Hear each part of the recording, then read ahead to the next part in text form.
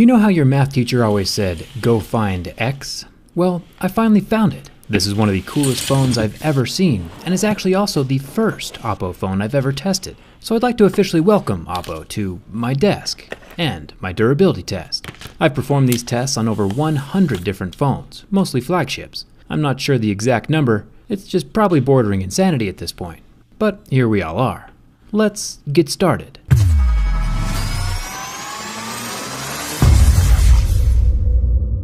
The cool thing about this phone is the motorized cameras, not just the front camera like the Vivo Next phone I reviewed and made clear. This Oppo Find X has a whole motorized top section that contains all the front sensors, earpiece, and front and rear cameras. It's a pretty hefty load up top, banking on that motor never failing or getting stuck. If that motor ever jams or stops working, no more cameras for you. The motor itself seems okay so far. If I pull the top out of the phone body while the camera app is not open, it'll just pull itself right back inside. Kind of fights with you for a little bit. When the camera app is open though, and the top is fully extended, the whole contraption has a little bit more play than I expected, jiggling back and forth, front and back, just kind of moving all over. Not near as solid as the Vivo Next. Wiggle room is a bad thing. Wiggle room means there is space for stuff to get caught down inside the moving parts. Pocket lint is called pocket lint because every pocket has it, and gunk accumulates in your pockets. It's not a good thing for a phone with moving parts. The Find X does come with a high quality screen protector, which is nice of them. Any protection is good protection, especially when the phone is so expensive. The back glass has no protective layer, but that's pretty normal. Let's jump into the scratch test. As always, this Mohs scale of hardness has different materials on the tip of each tool to tell the difference between different minerals. Plastic would be a level 3, glass a level 6, and sapphire would be an 8 or a 9, with diamonds following at a level 10. Here we see marks at a 6 with deeper grooves at a level 7. Pretty normal for a flagship. This Find X is using Gorilla Glass 5. Gorilla Glass 6 just got announced. That'll be fun to check out in the future. There's not a whole lot more to test here on the front of the phone. It's pretty much all screen with no visible cameras, or sensors, or even buttons on the glass. Just one super good looking wall-to-wall, no-notch display. Thumbs up for that. The sides of the phone are metal, which does provide a sense of solidity. Metal is included on the power button as well. The top chunk of this phone, the portion that lifts up, is also metal. Nothing up here to look at except for the little microphone hole. The far side of the phone has the volume buttons, both metal, but is otherwise bare. The bottom of the phone has our USB-C port and no headphone jack. It might be a good thing or a bad thing depending on who you ask. I prefer my phones to have one though. With a motorized opening on a phone like this, obviously there's no hope for water resistance, but this dual SIM card tray does have its own little rubber ring around the edge, so it looks like Oppo has put some thought into liquid protection. Hopefully we'll find some more protection inside when we do the teardown. As expected, the back is glass and unscratchable by my razor. The Oppo and Find X logos are printed on the underside of the glass and won't be rubbing off, but I'm sure we can make it clear if we need to. Let's get a closer look at the motorized bits.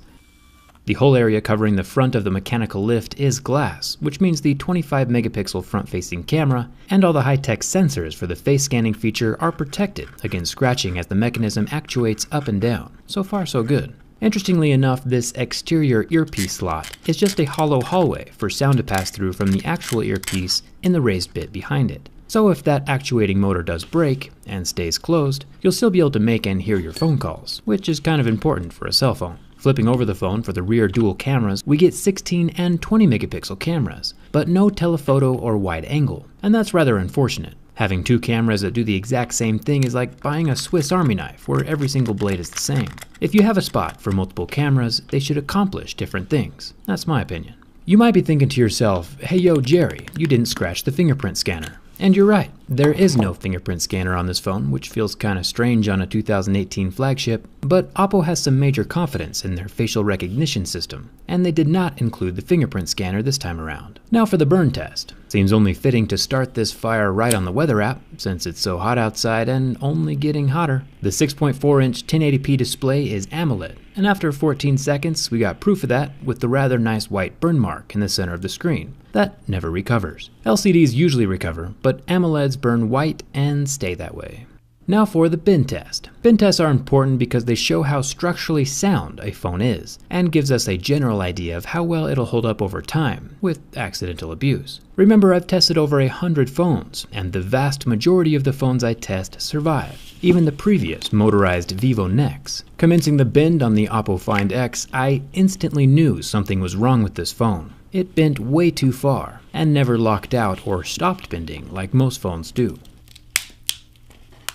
Some parts of the phone can handle the flex, like the metal frame, but one thing that can't handle the flexing is the rigid and brittle AMOLED display panel. That display underneath the glass cracks, rendering the screen pretty useless since the colors now have a mind of their own. The back panel starts lifting off and both the front and rear glass shatter into oblivion. You might be thinking, yeah, of course it broke, you just bent it in half. But keep in mind that over 90% of the phones I get my hands on are strong enough to withstand this exact same abuse, and go on to live long, happy lives, until I harvest their organs for parts. You know how it is.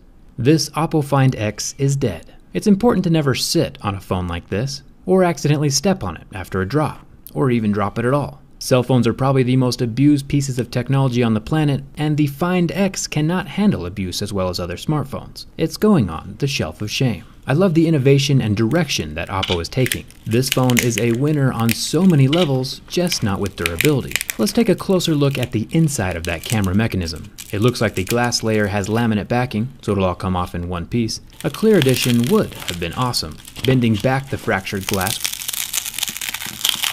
we get our first look inside of the phone. One singular stepper motor with the same lead screw technology we saw in the Find X, except for this lead screw is pushing up way more weight and is not as stable, and also has a much more valuable payload since literally every sensor in the phone depends on that little motor lasting for years. I have my doubts. It's putting a lot of trust in something that's wiggly and jiggly. My intention here is to not crush Oppo into oblivion. Innovation like this is pretty much the coolest thing ever, and Oppo's doing a fantastic job of leading the market in the direction it should be headed. The phone looks awesome, but hopefully their next phone is just a bit more durable. I'll be pulling glass out of my fingers for the next week. Pulling off the rest of the back glass reveals our weak point in the frame. There's not a whole lot of metal in here keeping things together, and pretty much nothing structural at all between the battery and the motherboard, which is the weakest point in the phone. It's pretty much the same thing we saw in the Nexus 6P back in the day.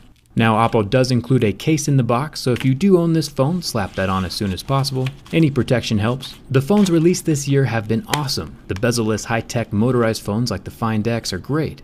But in the mathematical quest for the perfect durable smartphone, the Find X is the equivalent of texting your ex. Just don't.